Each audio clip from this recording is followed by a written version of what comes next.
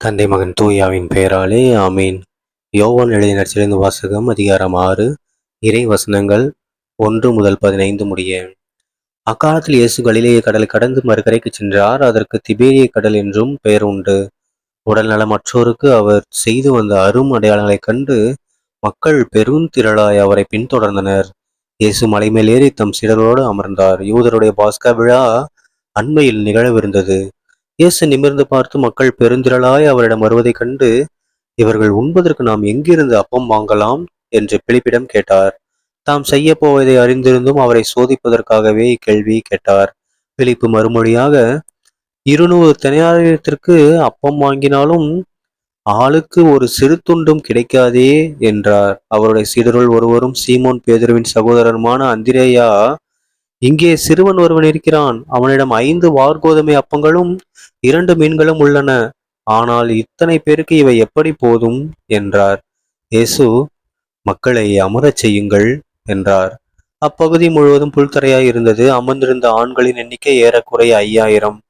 இயேசு அப்பங்களை எடுத்து கடவுளுக்கு நன்றி செலுத்தி அமர்ந்திருந்தோருக்கு கொடுத்தார். அவ்வாறே மீன்களையும் பகிர்ந்தளித்தார். அவர்களுக்கு வேண்டிய மட்டும் கிடைத்தது. அவர்கள் வயிறார உண்டபின் ஒன்றும் வீணாகாதபடி எஞ்சிய துண்டுகளை சேர்த்து வையுங்கள் என்று தம் சீடரிடம் கூறினார். மக்கள் உண்டபின் 5 வார்கோதுமை அப்பங்களிலிருந்து எஞ்சிய துண்டுகளை சேர்த்து சீடர்கள் 12 கூடைகளில் நிரப்பினார்கள். ஆண்டவரின் அருள்வாக்கு. கிறிஸ்துவே உமக்கு புகழ். அன்பான சகோதரர்களே, இன்று பாஸ்கா 2ஆம் வாரம் ஏப்ரல் 17ஆம் தேதி 2026ஆம் வருடம் வெள்ளிக்கிழமை. இன்றைய நற்செய்தியில பாருங்க, நம்ம இயேசு கிறிஸ்தாண்டவர் செம்மையான ஒரு விஷயத்த பண்றாரு. என்ன விஷயம்?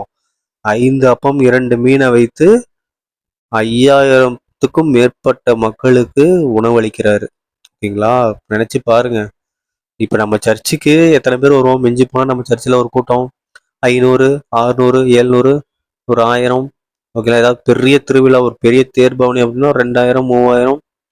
ஆனா அதுவும் நம்ம என்னது எல்லாரும் சேர்த்து சொல்றோம். ஆனா அந்த காலத்துல ஆண்கள் மட்டுமே 5000 அப்படின்னா பெண்களை நினைச்ச பாருங்க, குழந்தைகளை நினைச்சு பாருங்க. அப்ப எவ்வளோ 1000 பேர் வந்திருப்பாங்க. ஏன்னா இப்பயே நம்ம கோவில்ல நம்ம சர்ச்சில் பூசை நடக்குது. ஆண்கள் அதிகமா இருக்காங்க, பெண்கள் அதிகமா இருக்காங்களா? ஆண்கள் 100 இருந்தாங்கன்னா பெண்கள் 300 பேர் இருப்பாங்க. ஸோ அப்ப நினைச்சு பாருங்க, அந்த காலத்துல அப்ப எத்தனை பேர் வந்திருப்பாங்கன்னு. அவ்வளோ பேருக்கும் ஏசப்பாவால உணவளிக்க முடியுது. அதே ஏசப்பா தன்னையே நமக்கு உணவாக கொடுத்திருக்காரு. அதை பெற்றுக்கொள்ள நம்மையே நாம் தகுதியாக்கி கொள்வோம். சரிங்களா? தந்தை மகன் தூயாவின் பெயராலே ஆமீன். இயேசுக்கே புகழ், இயேசுக்கே நன்றி. மரியே வாழ்க. இயேசுவின் ரத்தம் ஜெயம். அல்லேலூயா. Praise the Lord.